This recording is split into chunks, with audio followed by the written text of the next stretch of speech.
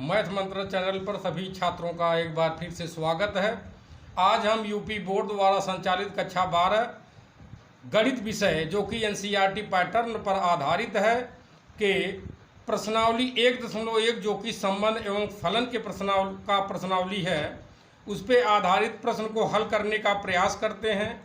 तो सबसे पहले हम प्रश्न संख्या 1 लेते हैं, जिसमें कहा गया कि निर्धारित कीजिए कि क्या निम्नलिखित संबंधों में से प्रत्येक स्वतुल्य, सममित तथा संक्रामक संबंध है। और प्रश्न संख्या आपका 1 इस प्रकार है, यानी कि प्रश्न संख्या 1 का भाग 1, इसमें कहा गया कि एक समुच्चय ए है जिसके अवयव 1 2 3 ...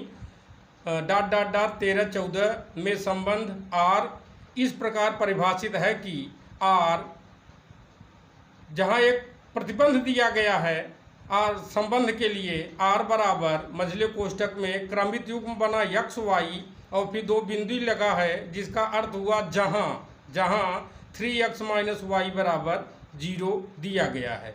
अब इस प्रश्न को हल करने से पहले एक बार सभी छात्रों को मैं स्वतुल्य, सममित और संक्रामक संबंध एक उदाहरण लेकर के समझाना चाहता हूं। तो चलिए मानते हैं कि एक हमारे पास उदाहरण में हमारे पास समुच्चय ए है जिसके अवयव 1 2 3 हैं और दिया गया संबंध आर है और जिसके अवयव 1 1 2 2 3 3 1 2 2 3 है।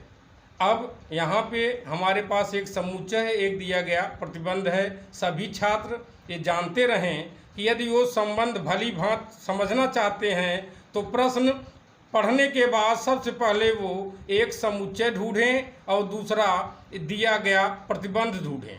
अब बात आती है कि कई बार कहा गया कि संबंध स्थापित करने के लिए कम से कम 2 समुच्चयों की आवश्यकता होती है। इसलिए मैंने कहा है कि यदि प्रश्न में एक ही समुच्चय दिया गया है तो आपका दूसरा समुच्चय भी वही समुच्चय होगा, यानी कि दूसरा समुच्चय भी ए ही होगा और इसके अवयव भी वही होंगे।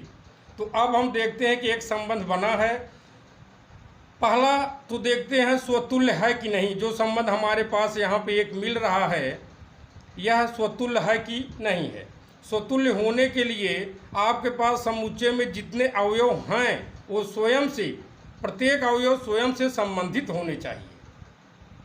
यानी कि 1 2 3 समुच्चय में दिए गए 3 अवयव हैं और हम देखते हैं कि हमारे पास 1 1 2 2 और 3 3 है, इसलिए यह स्वतुल्य संबंध है क्योंकि इसमें प्रत्येक अवयव स्वयं द्वारा संबंधित हैं। अब हम लोग दूसरे समुच्चय की ओर चलते हैं, दूसरे संबंध की ओर चलते हैं और देखते हैं कि क्या अब वह सममित संबंध है या नहीं है। तो सममित संबंध होने के लिए जैसे हमारे पास 1 2 है, यानी कि 1 2 है तो 2 1 भी होना चाहिए था और हमारे पास कहीं भी 2 1 नहीं है। या 2 3 है तो हमारे पास 3 2 भी होना चाहिए था, वह भी हमारे संबंध में नहीं है, इसलिए यहाँ पर यह संबंध सममित संबंध नहीं है। अब तीसरे के लिए तीसरा संबंध क्या है? तीसरा संबंध है संक्रामक संबंध। तो संक्रामक संबंध के लिए हमारे पास कम से कम 3 ऐसे अवयव चाहिए जो आपस में परस्पर संबंधित हों।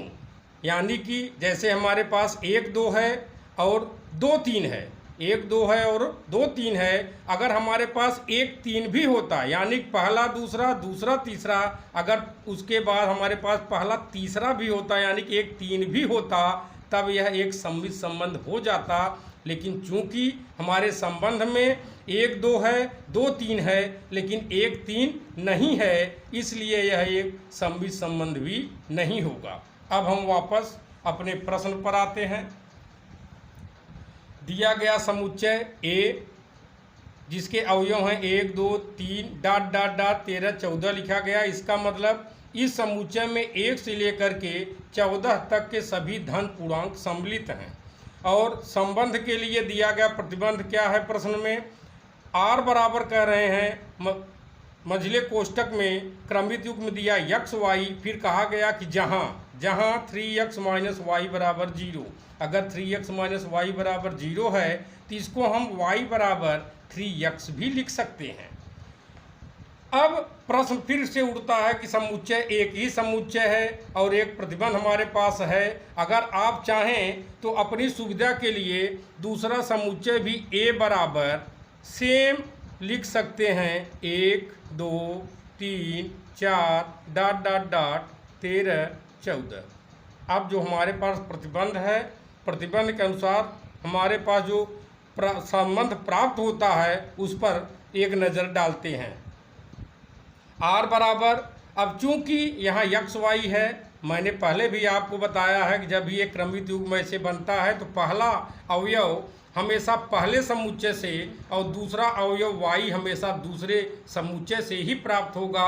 इस पर सभी छात्र विशेष ध्यान रखेंगे। अब एक बार फिर से हम आगे बढ़ते हैं तो दिए गए प्रतिबंध से प्राप्त संबंध r बराबर, हमने जैसे x बराबर 1 ले लिया तो y बराबर हमें यहाँ 3 मिला। क्यों मिला? क्योंकि x बराबर अगर आप यहाँ पे 1 रखते हो तो 3 गुणे 1 बराबर 3 हमको मिलता है। अब y बराबर अगर हम x बराबर अगर हम फिर से 2 ले लेते हैं तो y बराबर हमको क्या मिलेगा? 3 दूनी 6। x बराबर अगर हम 3 लेते हैं तो y बराबर क्या मिला? 3 त्रिका 9। और अगर हम x बराबर 4 लेते हैं तो y बराबर क्या मिला? 4 तिहाई 12। अब हम x बराबर 5 ले सकते हैं लेकिन y बराबर तब हमको 15 मिलेगा और वह 15 हमारे समुच्चय का अवयव नहीं है, इसलिए अब हमारा संबंध स्थापित हो चुका है। अब हम चलते हैं और बारी बारी से देखते हैं। सबसे पहले स्वतुल्य संबंध के लिए हम चर्चा करते हैं। स्वतुल्य संबंध के लिए कहा गया कि समुच्चय का प्रत्येक अवयव स्वयं से संबंधित होना चाहिए, जबकि समुच्चय का प्रत्येक अवयव हमारे पास देखिए संबंध में ऐसा कोई अवयव नहीं है जो स्वयं से संबंधित हो। यहाँ तो कहा गया सभी होने चाहिए, हमारे पास कोई भी नहीं है, इसलिए हम कहेंगे कि यह प्राप्त संबंध स्वतुल्य संबंध नहीं है। अब हम दूसरे संबंध की ओर आगे बढ़ते हैं तो दूसरा संबंध हमारा है सममित संबंध के लिए।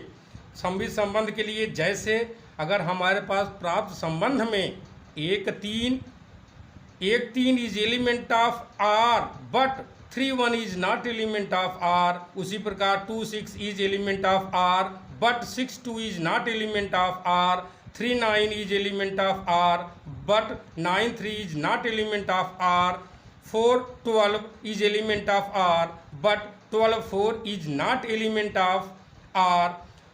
इसलिए हम कहेंगे कि प्राप्त संबंध सममित संबंध नहीं है। यहाँ छात्र ध्यान देंगे, अगर इनमें से एक भी सेट हमारे पास होता, 4 में से कोई भी एक सेट हमारे पास अगर होता तो यह प्राप्त संबंध एक सममित संबंध होता। आगे बढ़ते हैं।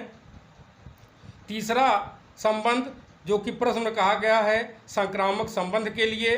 संक्रामक संबंध के लिए अब हम देखते हैं हमारे पास कम से कम 3 ऐसे अवयव होने चाहिए जो एक दूसरे से संबंधित होने चाहिए। तो हम अपने प्राप्त संबंध में देखते हैं कि 1 3 हमारे पास है, 3 9 भी, यानी कि जहाँ से ख़त्म हो वहीं से शुरू हो, 3 पे ख़त्म 3 से शुरू। तो 1 3 9 तो है लेकिन हमारे पास 1 9 नहीं है, इसलिए यह प्राप्त संबंध संक्रामक संबंध नहीं है। इससे यह निष्कर्ष निकलता है कि प्राप्त संबंध न तो स्वतुल्य है, न तो सममित है और न ही संक्रामक है। अगर आपको यह प्रश्न समझ में आया हो, अगर आनंद के साथ आप इस प्रश्न को पढ़ रहे हैं, समझ भी रहे हैं, तो हमारे चैनल पे जाइए, चैनल को लाइक कीजिए, सब्सक्राइब कीजिए। मैथ मंत्रा चैनल हमेशा आपके साथ है, आपके सभी समस्याओं का निवारण इस चैनल पर किया जाएगा। धन्यवाद।